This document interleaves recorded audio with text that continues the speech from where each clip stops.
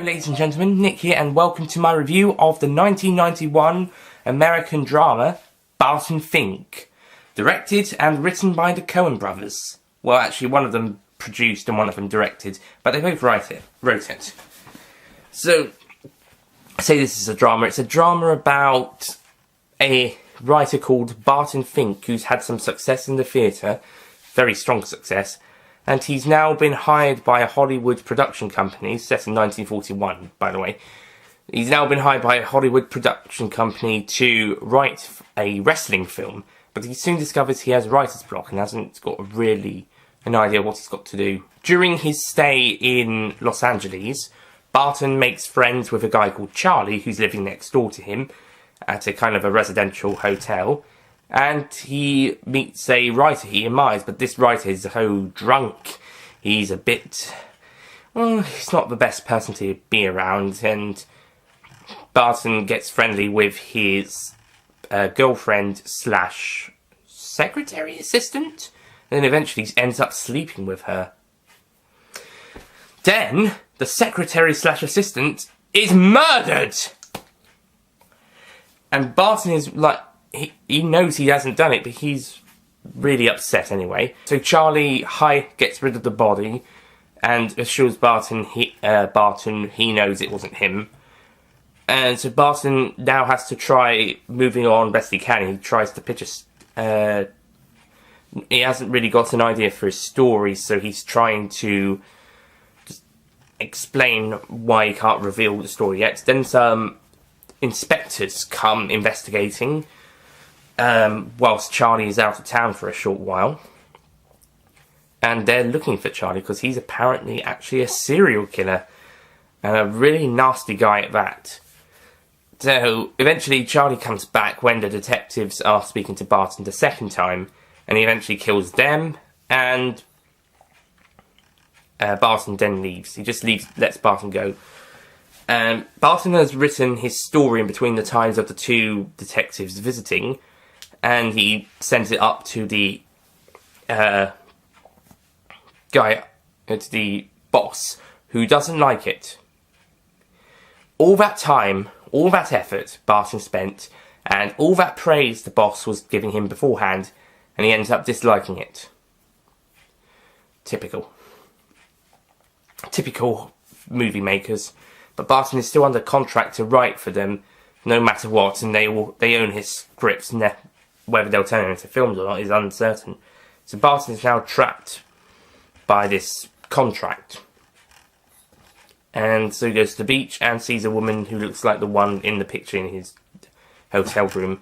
And that's just where the movie ends. He's got his package that Charlie gave him, that Charlie wanted him to look after.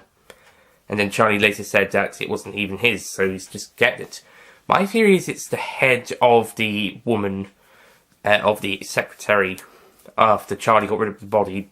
Apparently he used to cut off people's heads, his victims' heads, so it could be that. However, it may be something else, so we don't know. It's food for thought, I suppose. So, Barton Fink was a great film, but it did have quite a bit of a slow build-up. The first hour was a bit slow building up. However, it did a very good job in showing us the characters in the film and developing Barton's character, showing what he was going through and everything that was happening around him. It was doing a very good job with all that. It was interesting, but it was a bit slow in some places. Once we did get to the bedroom scene, I was like, oh no, this is actually a bit worrying because the other woman was sleeping with Barton. Well, now kissing him. Started kissing him first, then they went to sleep and have sex. But basically I was a bit worried because it's going to cause problems between him and the other writer. Although that writer was never seen again after the second time we've seen him. Third time. So, yeah, it's actually things take a different turn, as just after that, the woman is murdered by Charlie, supposedly. And yeah, I actually thought it was going to be the writer, to be honest, the other writer, because of his jealousy with Barton. Although, actually, it turned out to be even scarier. What actually happens is that when we get to the second hour, things take a bit of a twist. We got this murder mystery story in a way, a bit of more of a psychological, a bit more psychological, and things again. Barton's now a bit, not only has he got writer's block now, but he's also a bit depressed, he's a bit scared, he's worried, and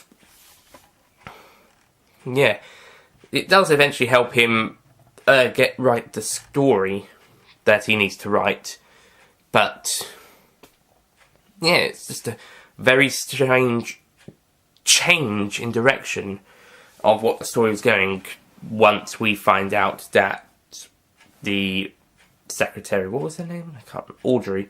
Once Audrey is killed, the story takes a very different direction, and then it's revealed Charlie is a guy called Muntz, who is actually a serial killer, and a pretty deranged one at that. He even says Hail Hitler when killing the second person. This is 1941 in America, by the way. The war is on, although America isn't part of it until the very end of the film, where the filmmaker is now a general, and he's off to fight a war. So World War II has just started for America, for the Americans, by the end of the film. Whether Charlie follows the Nazis or is a Nazi or not is uncertain. I wouldn't be surprised. I think he just said that to give the second detective a scare when he shot him in the face. The first one was lucky; he just got a shot to the chest. That's not as nasty. But he does let Barton live. That's nice. The cinematography is great. I should mention it's great, as is the editing. Really well done. Really showing the struggles of Barton and just how he's going from situation to situation. And also, that scene in the corridor with the fire, that was really cool, despite some gruesome moments. I also have to say, until the murder of Audrey, the film's a 15 in the UK, but until the murder of Audrey, it was actually feeling very UPG. And then once we got into so it was actually feeling like a safe film for younger audiences. More or less. I think once we got to that scene, though, it did get a bit more adult. There was some uses of strong language, there was bloody violence, especially in that corridor scene, and it was a bit more gruesome, and there was quite a bit of blood. So I think it does earn the 15, more or less. Maybe a very high 12. If it was released in any later than 1995, it might have been a high 12. Not 95, 94. But yeah, but I do think it does deserve that 15 rating, or a very high 12 at least. Probably the 15 actually, because it is a bit graphic later on. We was looking at this one in a uni for sound, and sound works really well. One of my favourite moments is when we've got this bell chiming when Barton arrives at the hotel. He presses the bell and it just chimes around the room, and it only stops once the hotel guy Chet stops the bell and yeah, it's really cool. Also, the waves washing against the rock was also quite cool to see. And here, just before that, and you can hear some great sounds across the entire film that really help bring the location to life, really. And actually, when watching it, it did feel like, I did wonder if it was going to be a horror film in which the hotel, like in The Shining, was going to be a key part of this story, whether there was going to be some scary stuff happening. Actually, it was more of a drama for the first half, and then it got turned into a psychological mystery, murder mystery, plus drama later on. And I think it's done really well. Some of the acting is alright, but I think the rest is pretty great, especially John Goodman as Charlie. He does a great job, and I really like Steve Buscemi as Chet. He's really cool. Overall, final thoughts on this film. It's a great film, and I really recommend it. but I'm not loving it, but it's great. I did have it an 8 out of 10, but you know, I think I'll raise it to a 9, due for a great storytelling. So I'm going to give Barton Fink a 9 out of 10.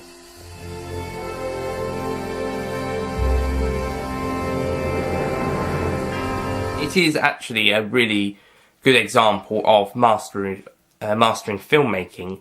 It's just that it's quite a bit of a slow pace, and it does have the changing pace is slightly abrupt, but I think the way they deal with it is really good and works very well in the context of the story. So yeah, Barton Fink, great stuff. So thank you for watching this review, and I'll see you guys next time. Goodbye.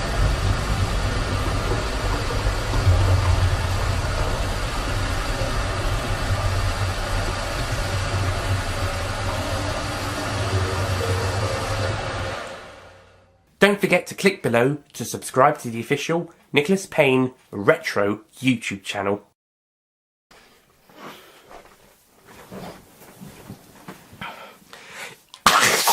Excuse me.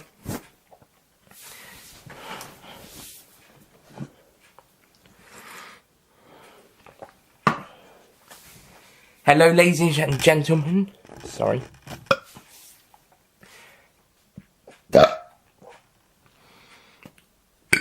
Excuse me.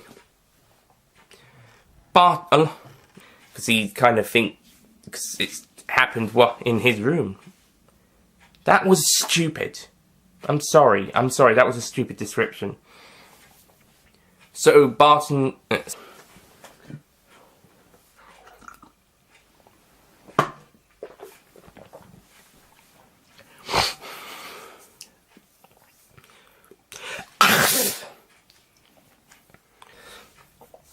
But he does let Barton live, so that's nice, even though...